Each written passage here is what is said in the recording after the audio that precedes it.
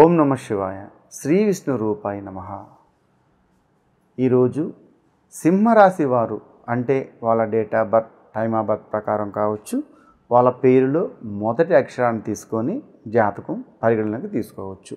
ఎలా చూసినా సింహరాశి వారికి వాళ్ళ నిత్య జీవితంలో ఏదైనా అప్పులు ఉంటే, వాళ్ళు తెలుసో తెలియకో అవసర నిమిత్తమో ఇంకోరికి ఏదన్నా అవసరానికి ఎవరన్నా అడిగితే వీళ్ళు వాళ్ళ దగ్గర అప్పు తెచ్చి వీళ్ళకి ఇచ్చి వాళ్ళు కొన్ని అప్పుల్లో కూరుకుపోయి ఇంట్రెస్ట్లు కట్టలేక, ఈఎంఐలు కట్టలేక జీవితంలో ఎంతో బాధపడే వాళ్ళ గురించి సింహరాశి వారు వాళ్ళకున్న జీవితంలో అప్పులన్నీ క్లియర్ అయిపోయి వాళ్ళు ప్రశాంతంగా ఉండాలంటే వాళ్ళు ఏమి చేయాలి, ఏమి చేస్తే బాగుంటుంది అనే దాని గురించి మనం ఇప్పుడు తెలుసుకుందాం. అలాగే సింహరాశి 12 రాశుల్లో కల్లా సింహరాశి చాలా ప్రత్యేకమైన రాశి. ఆ పేరులో సింహం ఎలా ఉంటుందో వాళ్ళ జీవితంలో కూడా అలాగే ఆ రాశి ఫలం ఉండే వాళ్ళందరూ సింహంలాగే ఉంటారు.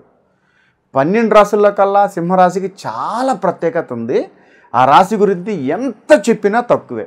ముఖ్యంగా వాళ్ళు ఎక్కడ దెబ్బతింటారంటే ఎదుటి వారిని నమ్మి, ఎదుటి వాళ్ళతో స్నేహం చేసి, ఎదుటి వాళ్ళకి సాయం చేసి, ఎదుటి వాళ్ళకి మాట ఇచ్చి, ఎదుటి వాళ్ళకి అప్పు ఇచ్చి 100% ఇక్కడే సింహరాశి వాళ్ళు లాక్ అయిపోయి ఉంటారు.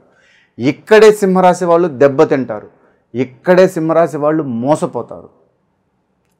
ఒకరికి సాయం చేయడం తప్పు కాదు, కానీ తనకు మాలిన ధర్మం కూడా ఏది చేయకూడదు. నీ దగ్గర ఉంటే లేదా సైలెంట్గా ఉండు.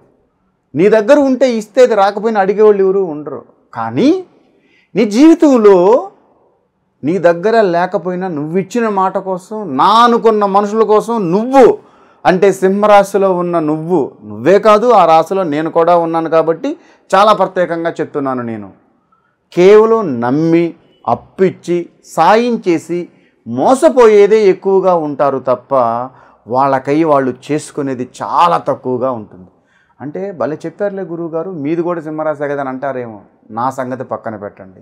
ఆ రాశిలో ఎవరు ఉన్నా ప్రజాసేవ చేస్తారు, మాట కోసం ప్రాణం ఇస్తారు, మనిషి కోసం ఎంత దూరమైనా పోతారు. అనుకుంటే అడక్కపోయినా కూడా తెలుసుకోవాలి, సాయం చేస్తారు. అబ్బాయిల సంగతి పక్కన పెట్టండి, మరి స్త్రీలు ఆ జాతకంలో సింహరాశి కానీ ఉంటే వాళ్ళు ఎంత దూరమైనా వాళ్ళ నచ్చిన వాళ్ళ కోసం వెనకాడరు. వాళ్ళు ఎంత దూరమైనా వెళ్ళి తన వాళ్ళ కోసం తెలుసుకొని చేస్తారు. అది లవర్ కావచ్చు, అమ్మ కావచ్చు, నాన్న కావచ్చు, భర్త కావచ్చు, బిడ్డ కావచ్చు, ఎవరైనా కావచ్చు. ఆ ఇంట్లో పని మనిషి కోసమైనా సరే వాళ్ళు ఇచ్చే ప్రియారిటీ ఉంటుంది చూసేవు, అది ఆ రాశిలో ఉన్న గొప్పతనం. అయితే మీరు ఈ సింహరాశిలో ఉన్నవారు మీ జీవితంలో నమ్మో, విధి లేకో, టైమో, తెలియకో, సాయమో, అప్పో పక్కన వాళ్ళు తీసుకోను మీరు ఇస్తే, మీరు తెలుసు తెలియకో అప్పు అయ్యుంటే సహజసాధారణంగా జీవితం అనేది ఎవరిదైనా అంటే ఎంత చెట్టుకు అంత గాలి. పెద్దవాళ్ళు మాట అంటారు, సీత కష్టాలు సీతయ్యి, పీత కష్టాలు పీతయ్యి అని. ఎవరి దగ్గర ప్రాబ్లమ్స్ వాళ్ళకు ఉంటాయి, అది వేరే. కానీ ఒకవేళ మీ జాతకంలో సింహరాశి వారు ఏదైనా అప్పులో ఉంటే నేను చెప్పే ఈ చిన్నపాటి రెమెడీ మీరు కానీ చేస్తే మీకు 100% అప్పు తీరిపోతుంది. అది ఏంటంటే సింహరాశికి అధిపతి రవి యొక్క కుమారుడు శని భగవానుడు. ముఖ్యంగా జీవితంలో ప్రతి ఒక్క మనిషికి అప్పు అవుతున్నారంటే అందులో 2 గ్రహాలు అనుకూలంగా ఉండవు. అందులో ఒకటి శని, 2 కుజుడు. ఈ 2 గ్రహాలు అనుకూలంగా లేకపోతే గ్రహాలు ఎన్నున్నా మనిషి ఎట్లా ఉన్నా అప్పుడే అప్పుల పాలు అవుతారు. అది బిజినెస్ కావచ్చు, లేదు అనుకోకుండా ఏదైనా సాయం చేయొచ్చు, అప్పు తేవచ్చు, ఇవ్వచ్చు, ఏమైనా చేయొచ్చు. కానీ ఒక శని భగవానుడు అనుకూలంగా లేకపోతే కొన్ని పరీక్షలు అప్పు అవుతాయని శాస్త్రంలో చెప్పబడింది ఏ మనిషికైనా. ఒకవేళ కుజుడు కొంచెం బలంగా ఉంటే కొంచెం తప్పించుకోవచ్చు. కుజగ్రహం కూడా సరిగా లేకపోతే మరీ అప్పు తీరిపోతారు. ఇప్పుడు సింహరాశి వారు ఒక అప్పు చేశారు, వాళ్ళు మాట కోసం తెచ్చి ఇచ్చారు, వాళ్ళు అనుభవించేది చాలా తక్కువగా ఉంటుంది, వాళ్ళ కోసం చేసుకునేది చాలా తక్కువగా ఉంటుంది, అది నాకు తెలుసు. ఇప్పుడు ఎగ్జాంపుల్, నన్ను ఒక మిత్రుడు ఒక అప్పు అడిగాడు, అన్నగారు కొంచెం వీలుంటే సహాయం చేయండి అని చెప్పాను. ఈ రాశి వారికి కొంచెం బాగా మొహమాటం, సిగ్గు, బిడియం ఎక్కువగా ఉంటుంది. అయితే అరే అడిగారు సమయానికి నా దగ్గర లేదని చెప్పని నాకు ఎవరైనా తెలిసిన వాళ్ళు పెద్దవారు ఎవరైనా ఉంటే ఏమండి కొంచెం అమౌంట్ ఇస్తారా, కొంచెం అవసరంగా ఉందని అడగలేక అడిగి ఏదో ఇంట్రెస్ట్కి తెచ్చి నేను నా దగ్గర లేకపోయినా వాళ్ళ దగ్గర తెచ్చి వీళ్ళకి ఇచ్చుంటాను. తీసుకున్న ఈ పర్సన్ అప్పుడు దాకా చాలా అద్భుతంగా ఆహా ఓహో అంటున్న వ్యక్తి అప్పు తీసుకున్న తర్వాత మాట్లాడితేనే కోపం వచ్చేస్తుంది. ఫోన్ చేస్తే ఎత్తరు, అడిగితే గొడవ. ఏం చేద్దాం? అది మాటల్లో చెప్పలేనంత. నిత్య జీవితంలో కూడా అలాగే ఉంటుంది అనుకోండి ఎవరిదైనా కూడా.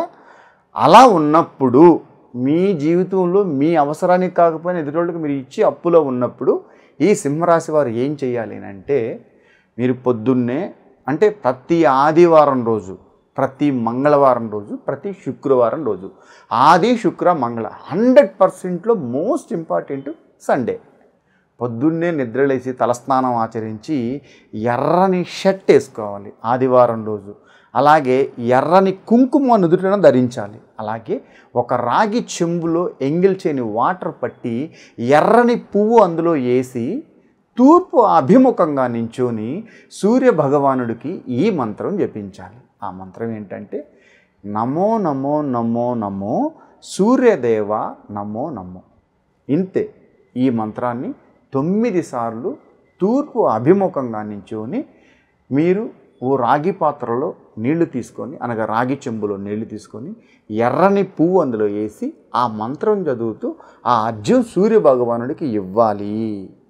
ఆ మంత్రం మళ్ళీ ఇంకోసారి చెప్తా నేనండి. నమో నమో నమో నమో సూర్యదేవ నమో నమో. ఇంతే. ఈ మంత్రాన్ని చదువుతూ 9 సార్లు ఈ మంత్రాన్ని చదువుతూ ఆ రాగి చెంబులో ఉన్న నీళ్లు అలా తూర్పు అభిముఖంగా నించొని సూర్య భగవానుడికి అలా వదలాలి. అలా మీరు వదిలిన తరువాత ఆ పువ్వు ఏమైతే ఉందో 3 సార్లు, అంటే వాటర్ అన్నీ అందులో నీళ్ళన్నీ వంపేసిన తర్వాత అందులో పువ్వు వేసాక అది అలాగే ఉంటుంది కదా, ఆ పువ్వు చేతిలో పట్టుకొని 3 సార్లు సూర్యభగవానుడికి అలా అని ఆ పువ్వు మీ చెవిలో పెట్టుకోవాలి. అలా చెవిలో పెట్టుకొని మీరు 100% ఆదివారం రోజు చేయాలి. మంగళవారం శుక్రవారం చేస్తే చాలా మంచిది. ఒకవేళ మంగళవారం శుక్రవారం కుదరలేదు కానీ మోస్ట్ ఇంపార్టెంట్ ఆదివారం.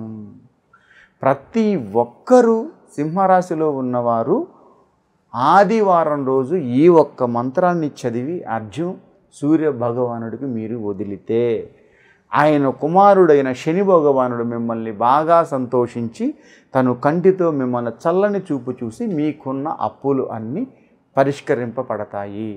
అనుకోకుండా మీకు ఏదైనా ధనం రావచ్చు, మీరు చేసే పనిలో ప్రతిఫలం ఉండొచ్చు, ఆ తీసుకున్నవాడు మళ్ళీ తెచ్చి మీకు మనసు మారి ఇవ్వచ్చు. కానీ దీనితో పాటు మీరు కూడా కష్టపడాలి. మీరు అనుభవించారా, పక్కనోడికి ఇచ్చారా ఇంపార్టెంట్ కాదు. అది మీరు చేసిన అప్పు, అది మీకే వర్తిస్తుంది కనుక ఆ అప్పు మీరే తీర్చాలి. మన దగ్గర తీసుకున్నాడు మనకు సమాధానం చెప్తాడో లేదో ఎగ్గొడతాడో వదిలే.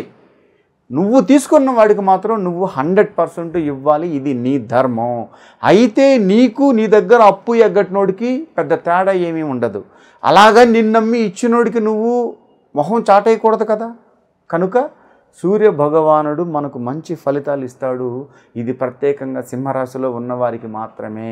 ఈ రాశికి అధిపతి రవి కాబట్టి సింహరాశికి ఉండే బలం వేరే ఉంటుంది. ఇది శాస్త్రంలో చెప్పబడింది. ఇది కేవలం సింహరాశి వాళ్ళు మాత్రమే చేయాలి. ఏ రాశి వాళ్ళు చేయడానికి కూడా కుదరదు. ఒకవేళ తన భర్తది సింహరాశి అయితే భార్య చేయొచ్చు, భార్య సింహరాశి అయితే భర్త అప్పులు తెరడం చేయొచ్చు. కుటుంబం అంటే భార్య భర్త కలిసి ఉండేదే కుటుంబం అంటారు. అంతేగాని భర్త ఎడమొహం భార్య పెడమొహం బెడ్లో రకంగా ఉండని కుటుంబం అని ఎవరు అనరు. ఒకవేళ మన కుటుంబంలో ఆ బిడ్డలో అప్పు ఉంటే ఆ అమ్మ కూడా చేయొచ్చు, ఎలాంటి తప్పు లేదు. ఇలా సింహరాశిలో ఉన్నవారు నేను చెప్పిన ఈ చిన్నపాటి రెమెడీ పాటించి చూడండి. ఎన్ని వారాలు చేయాలి? ఇలా సండే సండే సండే మనం 5 వారాలు చేయాలి. అంటే వారంలో 3 రోజులు చేయొచ్చు.